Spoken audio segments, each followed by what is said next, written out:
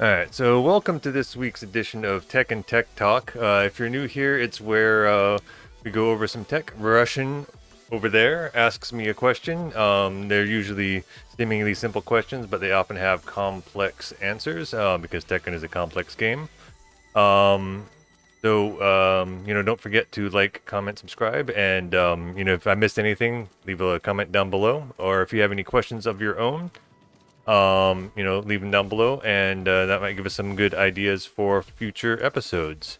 Anyways, let's get right into it. Russian, what is the question for this week? So, my first question is, how do you lab a character? How do you lab a character?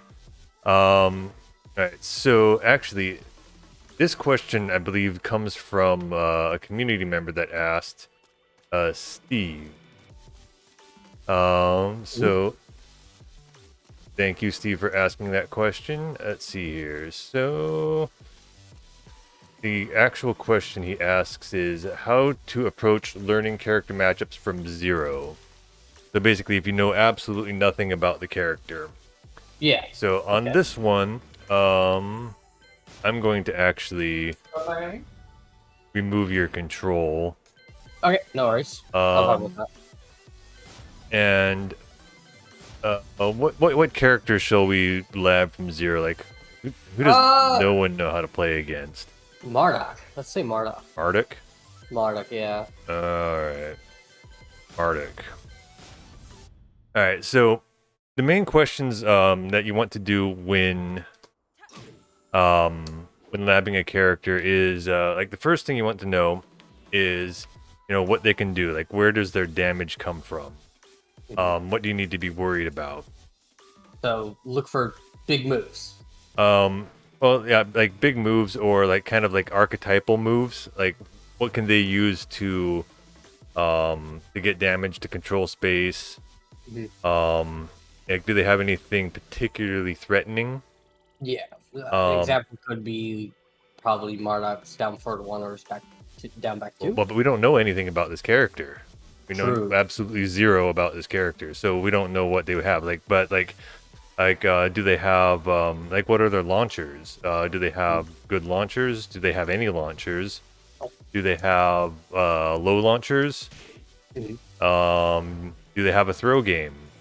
Those are all things that you kind of need to ask yourself. Then once you kind of get an idea of where their damage is coming from, then it's a good idea to try and figure out like their ranges, like how far they can hit from, which way they track, if there's a better way to step someone or not. But anyway, so what you do to start with that, assuming you know absolutely nothing, in practice mode, you can actually go to the under action settings, CPU action 1. You can do repeat action, and then you can take a look at their move list. So you just pick one move, and then you have a computer play that move. And so you can see here we've got a standard 1-2 jab. So it's pretty standard. Right? But then here it looks we have extension to that string 1-2 into like into a string. So it looks like if you tried to like jab afterwards or pressure, like take your turn after his 1-2, you might end up getting counter hit. So you now know that his 1-2 jab has extensions, and that can be a problem. But so let's see, what can we do about these extensions here? So can you step the third hit maybe? It does not really seem to. Looks like you're pretty locked in there. And if you block all of it, you're -4 and forced crouch, so that's a bad situation. Yeah. But we can tell from the hit bubbles that the last hit is high. So we know we can duck and punish that.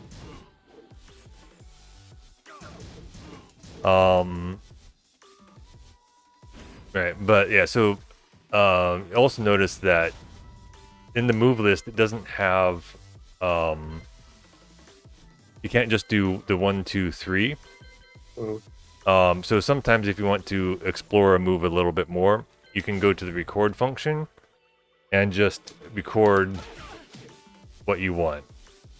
So if we do this 1, 2, 3, we notice that this is minus 16.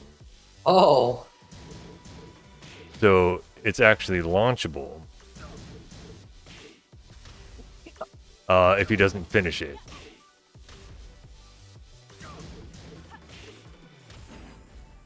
Right, so, that's a bit about exploring a particular move. He also has this option, which I'm not sure what this move is. Left, right to gut check to ready position. Yeah, so he feints into a ready. Oh, he just does the same thing, but he goes into ready. So it's not like a cancel or anything.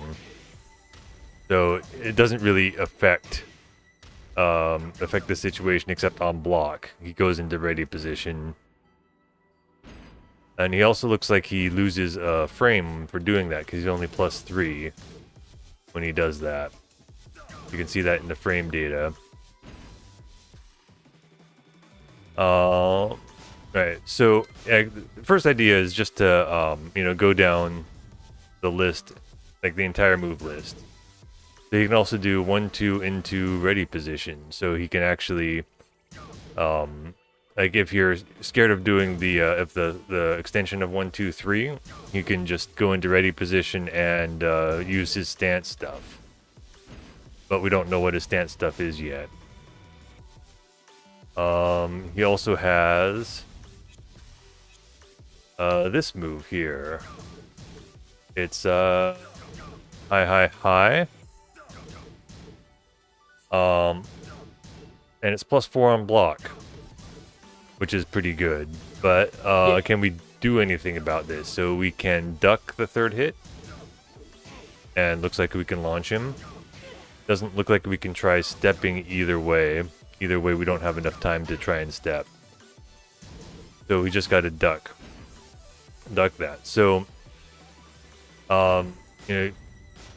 without spending too much time on Marduk specifically, because this is trying to learn how to lab a character from zero. This is you just kind of go down the list of all the moves because this will take some time because there is a lot of moves. Yeah, it's Tekken, A lot of moves, and we're not gonna have enough. I mean, going through all these moves will, take too long for the quick tech talk. But we noticed that he had a stance. So this is something else that you'll want to take a look at in your moves is like what options they have from stance. It looks like he's got a couple of ways to get into ready position. You can go forward, or you can go backward. So like the backward can be useful for creating some space. So that might be something to keep an idea of. But then, like, if you can find out like what their fastest moves in ready position are, or in their stance, and then you know what the stance transitions are, because you noticed that before they seemed to be kind of negative on block, so he might not have any real pressure on block to these stance transition. If you just want to find out these sort of things, you can go into the record mode, but don't actually record. You'll have control of the opponent, so you can go into the stance and test out the moves. So he's got like a 11 frame mid, 13 frame knee, 18 frame launcher. He's got a 24 frame takedown move, 12 frame throws,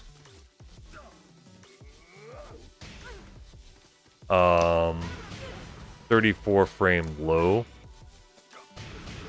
So the fact that he's got like an 11 frame 11 frame mid out of the stance means that if he's +1 at all, he can interrupt anything you're trying to do.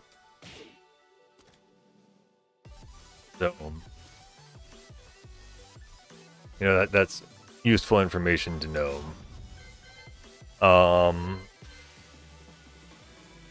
Alright, so, you know, you go through the entire move list, trying to kind of exploring what you can do about each one. You know, check for things like hop kicks. I don't think Marduk actually has a real hop kick. He's got this knee. He's got this move, which isn't exactly a hop kick.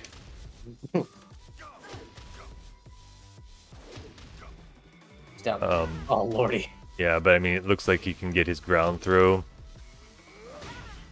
But yeah, so I know he's got this because I've dealt with it.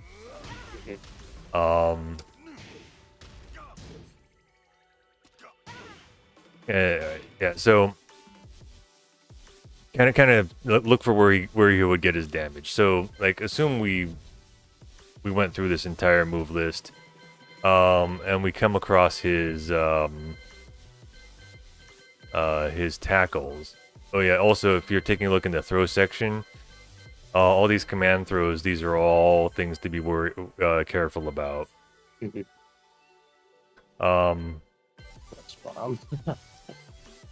But we've got but yeah, so what about ranges? I'm getting there. Okay. But yeah, so like, assume we labbed everything and we noticed that we've got this thing that we need to deal with. So, you know, we need to like try and figure out how to deal with this sort of thing. So because like, we notice it's a throw, so we can't block it, right? Yeah. But also, since it's a throw, you know, we could probably like low crush it, or like get in the air and avoid it. Oh. That's so weird that you know, we can do. Whoa. That's a good one. We can do things like that to avoid it. You know, so you know, kind of like look for weird options, because like backflip is not terribly useful in general, but in this particular case, it can actually be useful.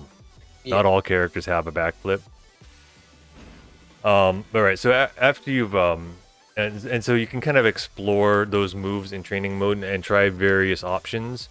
And training mode is great because, you know, you can explore these options, and you know, it's not under any pressure, and you can try some really stupid stuff just to see if it will work. Because occasionally you'll find a solution to a situation that covers most or all options, and it just takes, you know, exploring it. But yeah, so anyways, ranges. So one of the things you can do is, you know, while you are going down this move list, is kind of like take a look at what ranges they touch at. So like here at like 2.2-ish, 2.1, 2.2, like 2.5 is too far, 2.3 is too far. So you can kind of see where the move range is. And let's go down to like some other move. You know, we've got here, this move here. Like, how far out does that hit? So I'm down here at range 3 something. 2.8. So 2.8 is too far. If you notice that if you need more time to set up your distance, you can go down to this interval between action and set it to long. This way you'll have more time in between. So like 2.5 reaches at 2.5. 2.7, not quite. 2 points. No, try to get to 2.6. Yeah, so like around 2.5, 2.6 is where it has range at. Yeah. So, you can just go down and try and find out where all these will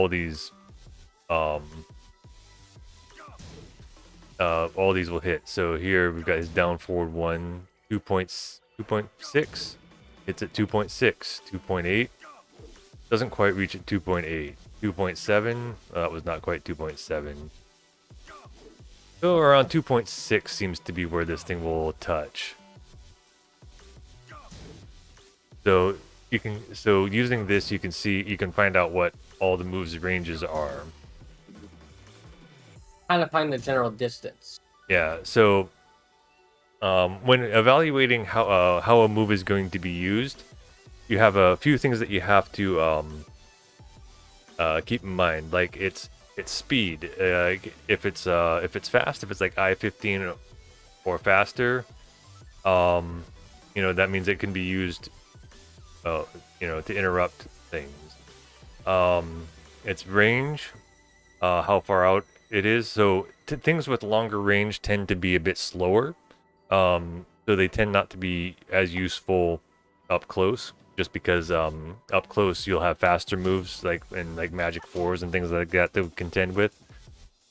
And then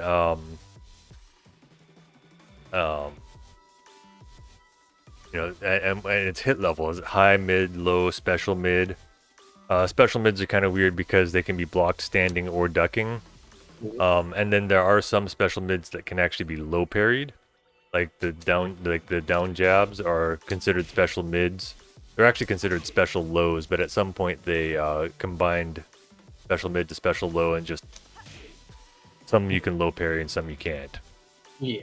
An example would be like Noctis's forward 2. Yeah, or a lot of the 2D characters special cancel mids. Yeah. Like Geese's standing 2 or Akuma's standing 2. Those are special mid. You can block them standing or crouching, but you cannot low parry them. The next thing to do is to find out their tracking. So on this one, I recommend doing it on a separate pass-through because you're going to have to do recording. So for example, if we wanted to find the tracking of this move here, usually I start off with doing like a jab into the move, because the jabs tend to leave the attacking character +1 on block, so it's about neutral and it's easy to set up. So you just record jab into the move and see if you can step it either way. So I tried stepping it to the left this time, and I couldn't step it to the left. Let's try walking it left. Because sometimes you can walk something to the left, a direction, but not step it. See, so at +1, I can't seem to step or walk this either way. But let's try.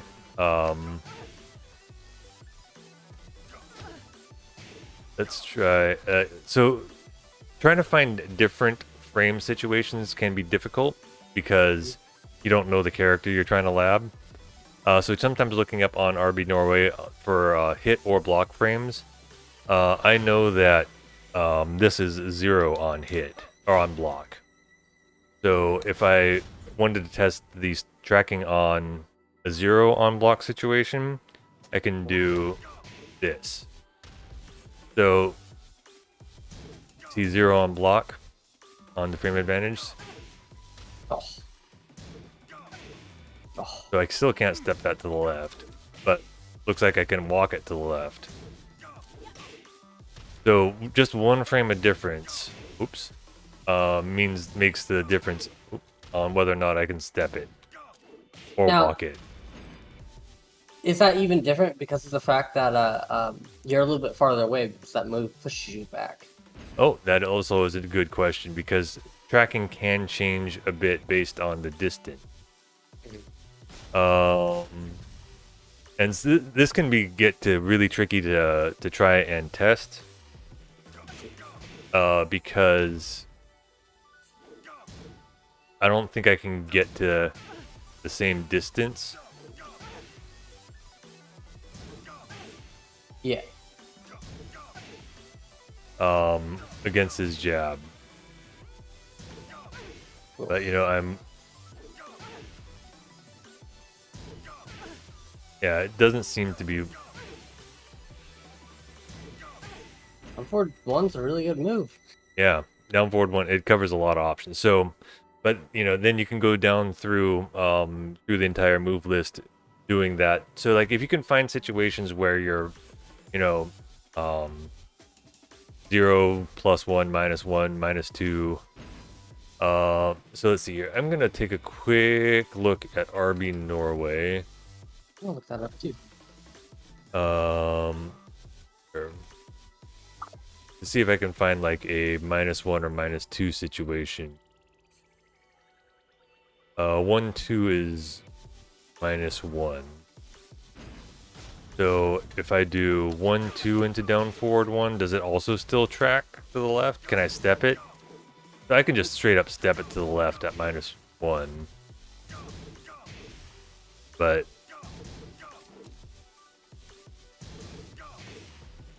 kind of weird.